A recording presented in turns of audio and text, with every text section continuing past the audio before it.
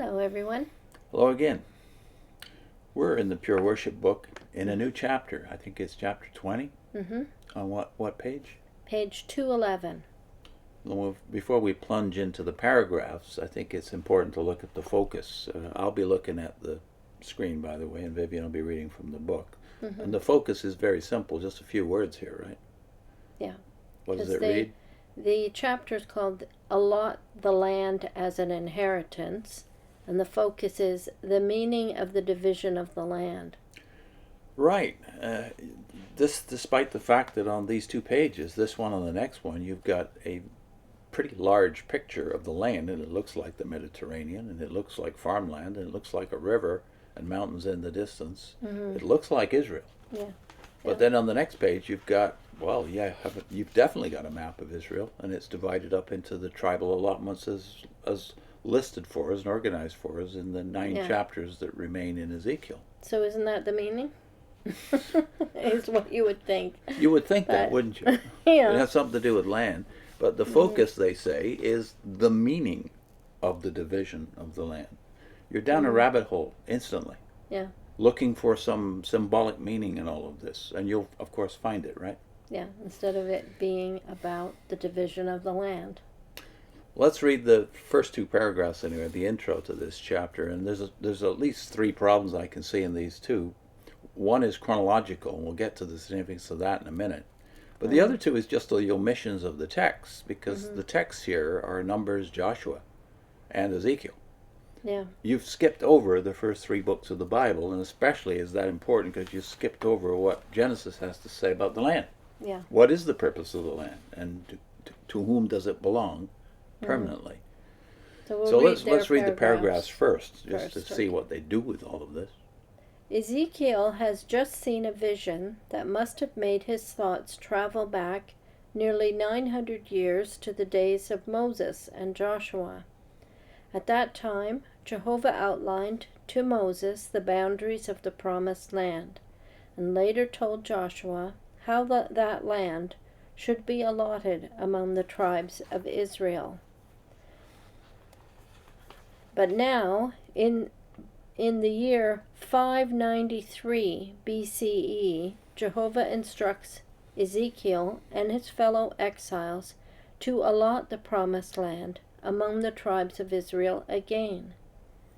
What message did this vision contain for Ezekiel and his fellow exiles? Why is this vision a source of encouragement for God's people today?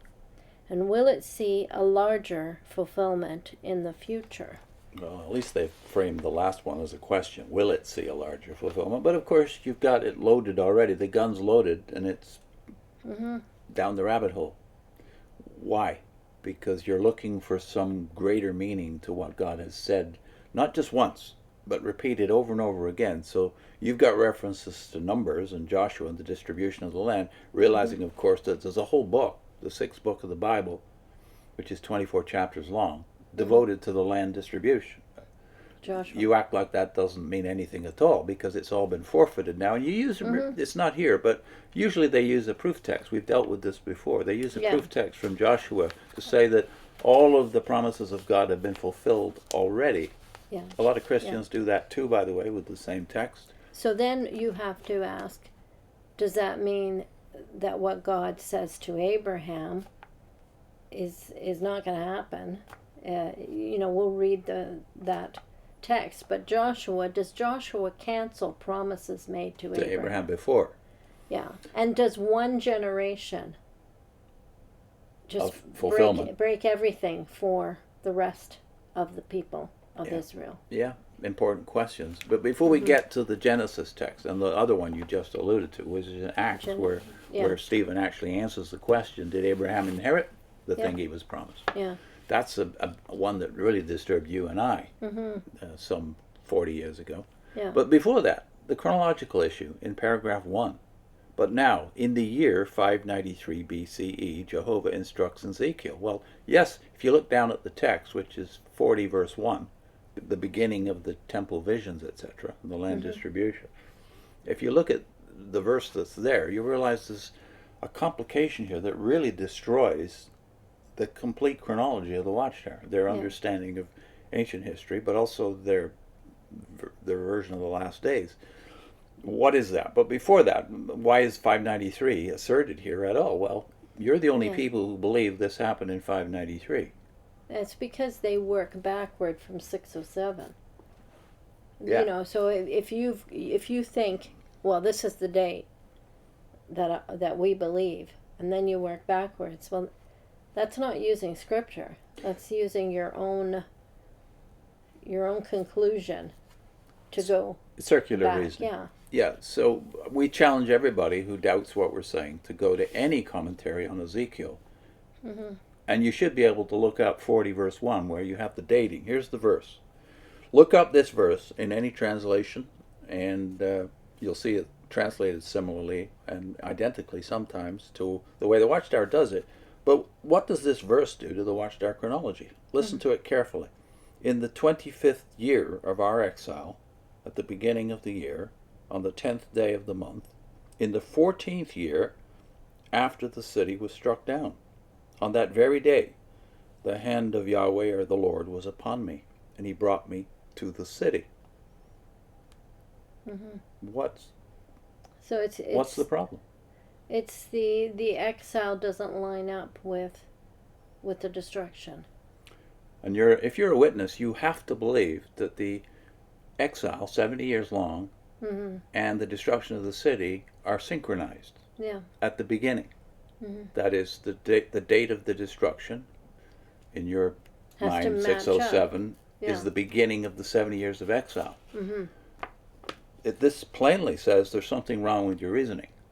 The 25th year of the exile, the 14th year after the city was struck. So there's an 11-year difference in the way Ezekiel thinks of the exile and the destruction of the city. Mm-hmm. This by itself would bring down your house of cards, your chronological house of cards and vision of the last days. Mm. But the assertion, of course, like you said, that it's 593, look that up in any commentary on Ezekiel, and you should be able to find dozens online. See if anyone agrees with this date. I would never even have questioned it reading the Watchtower, because I'm not good with numbers for one thing, but also I would just assume they're just telling me something that's a sure thing. I mean, it's written like it's a sure thing, and I wouldn't check anybody else because I was only reading. I was only reading Watchtower stuff. Vivian, you're too trusting. Yeah, I was. This is easy to fact check. All you have to do is look it up, ask Chat GPT what the date of the destruction of Jerusalem is, and say if you can line up this 593 with that. Mm-hmm. So this is actually now 6 years before, according to the real chronology. This is 6 years before Jerusalem was destroyed, and he plainly says it's about 11 years before the destruction of the city that the exile began.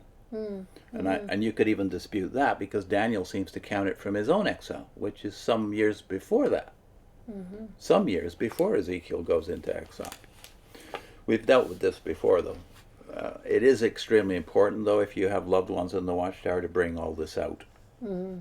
Because their faith in the Watchtower is related, of course, to the date 1919 and 1914, their understanding of those dates. And you can just present it as, this as a question. This seems to not fit with the way it's presented in the Watchtower. Yeah. So you explain it, like get them to think on it and explain it and do their own research.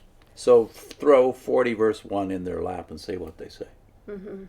But let's go to the problem of omitting what Genesis says about the land promise. Yeah. And then what Stephen has to say before his martyrdom about whether Abraham received this promise. So we'll read Genesis 13, verses 14 to 17. Jehovah said to Abraham after Lot had separated, I'm reading the right thing, aren't I? Yeah. Jehovah said to Abram after Lot had separated from him, raise your eyes, please, and look from the place where you are to the north and the south, east and west, because all the land that you see I will give to you and to your offspring as a lasting possession. And I will make your offspring like the dust particles of the earth, so that if anyone could count the dust particles of the earth, then your offspring would be counted. Get up, travel through the length and breadth of the land, for to you I am going to give it. So obviously this could not be fulfilled by the days of Joshua, which was only one generation from Moses, and it couldn't be fulfilled by the exile. Yeah, That is, all Israelites have not lived in the land. In fact, most of them have never even seen the land. They've died in exile. But even the expression, a lasting possession, and in other Bibles it says forever. Well, the game is over now. It's, how can it be lasting if you're saying it's cut off at a certain period of time? After 900 years, you say here. And how can it be your offspring, all your offspring, when you're saying one generation nullified the whole thing? Right. And then you have the big question of, did even Abraham, who after all was the father of the promises, the one to whom God gave them personally, he says, I will give it to you. I'll give it to you and to your offspring, who will shall be like the sand of the sea and the sand of the shore, right? Yeah. And the stars of heaven.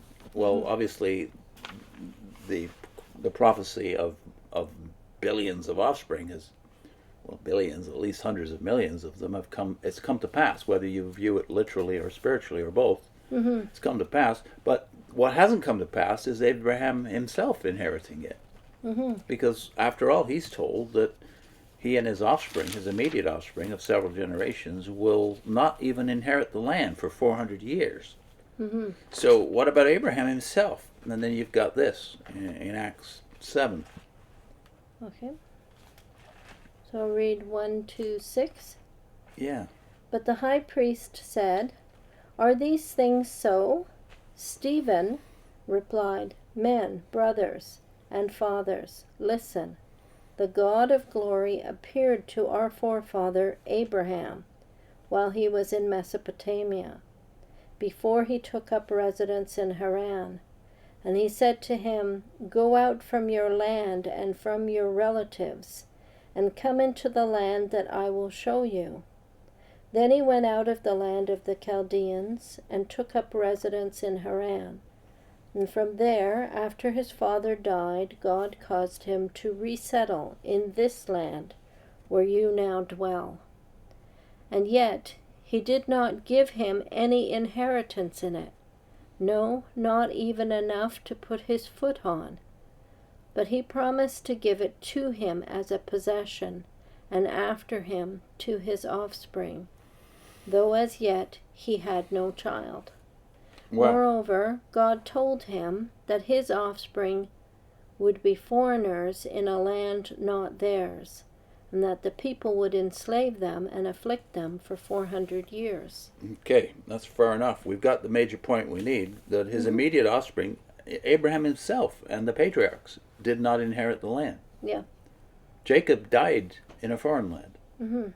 And then the next generation after Moses, well, Moses' generation, dies in the wilderness. And you want to make it that it was all fulfilled by the days of Joshua. Yeah.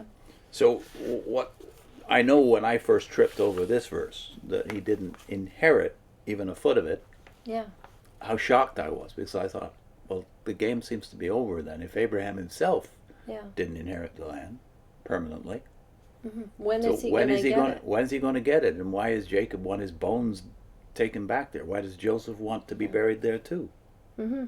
What does all this have to do with the promised land? Why does Israel want to go back to the land? So all the time that they were exiled, they wanted to go to the land. The land was important to them.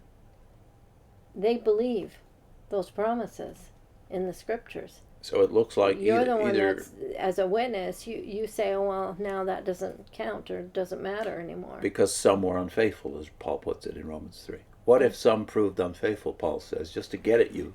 And then Paul says, does it nullify God's promises? No. Man can be a liar, but God is truthful. That's the very passage where he says that. Let God be true, though every man a liar. And I have to say, most of the church throughout its history has lied about this. Yes, it was, for most of us, most of the church, it was an unconscious lie. We didn't know any better. But Jehovah's Witnesses don't know any better either. Yeah. Because if you make it about the faithfulness of people, it would be unreasonable to think that God would keep these promises.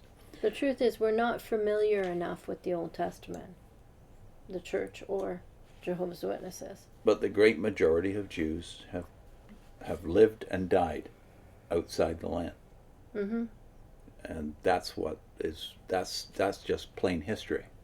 So it looks like God's promise was false, because the great majority of Abraham's descendants, even including his immediate descendants, did not inherit the land. And if what you teach is true, then lasting possession is meaningless. God giving a promise like that is meaningless. Yeah. So who am I going to believe? You or God? Mm-hmm. What's our link? We're linking to a video, When Did the 70-Year Babylonian Exile Begin? And you were reading from Barton Payne? Barton Payne, yes, one of the great Old Testament scholars on this very issue of the non-synchronization of the 70 years with the desolation of the city. See you next time.